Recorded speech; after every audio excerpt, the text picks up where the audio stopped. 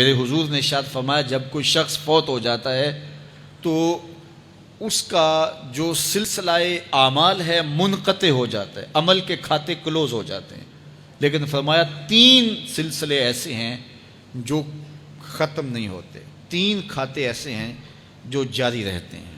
اللہ اکبر۔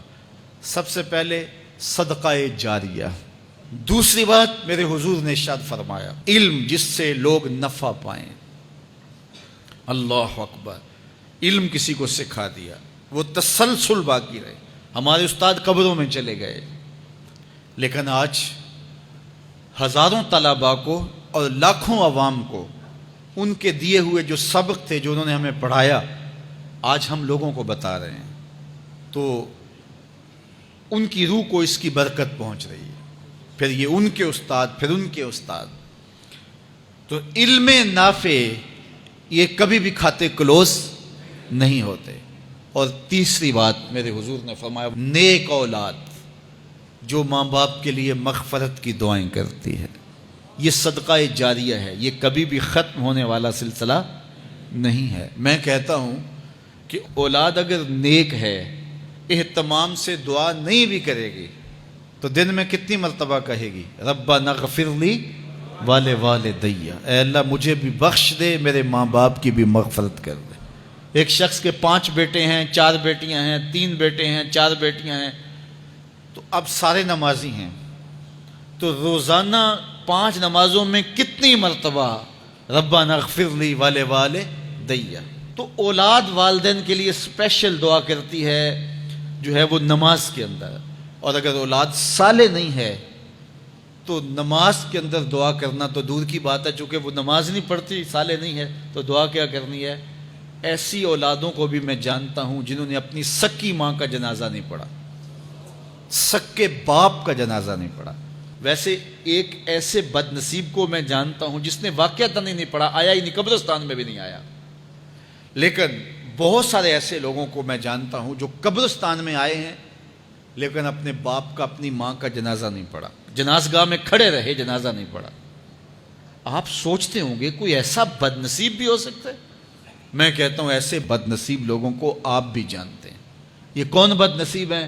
جنہیں جنازہ آتا نہیں، ساری زندگی لوگوں کے جنازوں میں رسماً کھڑے ہو کے آ جاتے ہیں، جنازہ آتا ہو تو کچھ پڑھے، جاتے ہیں ہر جنازے میں ہیں لیکن نماز جنازہ ہی نہیں آتی، تو کھڑے ہو کے لوگوں کو دیکھ کر کے سلام پھیر دیا، لوگوں کو دیکھ کر کے ہاتھ چھوڑ دیے، اور جو ہے وہ جنازہ پڑھنے گئے تھے۔ اور جب اپنے ماں باپ فوت ہو جاتے ہیں تو کیا سارے کام چھوڑ کے جنازہ سیکھتے ہیں کہ ساری زندگی لوگوں سے فراڈ کیا، دھوکہ کیا، آج اپنی سکی ماں کو دھوکہ تو نہ دوں، آج اپنے سکے باپ سے تو فراڈ نہ کروں۔ ساری زندگی جو لوگوں سے فراڈ کرتا رہا، پھر ایک دن اپنی سکی ماں سے بھی فراڈ کیا، اپنے سکے باپ سے بھی فراڈ کیا۔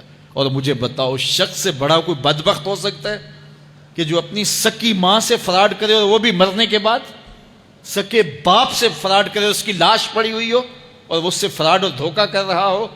اگر اس کے اندر ضمیر ہو تو ڈوب کے مر جاتا کہ میں اپنی ماں سے فراڈ کر رہا ہوں اور اپنے باپ سے فراڈ کر رہا ہوں۔ تو یہ کتنی بڑی بد نصیبی ہے کسی اولاد کی اور کسی ماں باپ کی بھی کہ اس کی اولاد بھی اس کے لیے جنازہ پڑھنے کی صلاحیت نہیں رکھتی ہے، اور وہ کتنے خوش نصیب ماں باپ ہیں جن کا جنازہ خود اولاد پڑھاتی ہے۔ اتنی صلاحیت اور اس قدر اللہ نے ان کو خیر کی توفیق دی ہے کہ وہ خود اس قابل ہے اور اس منصب پہ ہے کہ وہ اپنے ماں باپ کا خود جنازہ پڑھائے۔ کوئی جنازہ پڑھائے بڑی برکت ہے، لیکن جس خلوص سے بیٹا دعا کر سکتا ہے کوئی اور تو نہیں کر سکتا ہے۔ تو اپنی اولادوں کو نماز جنازہ سکھاؤ، اپنی اولادوں کو دین سکھاؤ، یہ عادی بن جائیں نماز کے، تاکہ بعد از انتقال دعاؤں کے سلسلے جاری رہیں۔ جو شخص روزانہ اپنے والدین کے لیے مغفرت کی دعا مانگے، والدین زندہ ہوں تب بھی، فوت ہو گئے ہوں تب بھی، علماء فرماتے ہیں ساری زندگی اس کے رزق میں بے برکتی نہیں آ سکتی۔ تو اپنے ماں باپ کو خوش رکھیے گا اگر زندہ ہیں تو، اور اگر فوت ہو گئے ہیں تو ان کے لیے دعاؤں کا سلسلہ کبھی بھی موقوف نہ ہونے دیجیے گا۔ 5 گانا نمازوں میں تو دعا چلتی ہی رہتی ہے، اس کے علاوہ بھی دعا مانگے۔ اللہ آپ کو، مجھے، سب کو اپنی رحمتوں کے سائے میں رکھے، ہم سب کے ماں باپ کی مغفرت فرمائے۔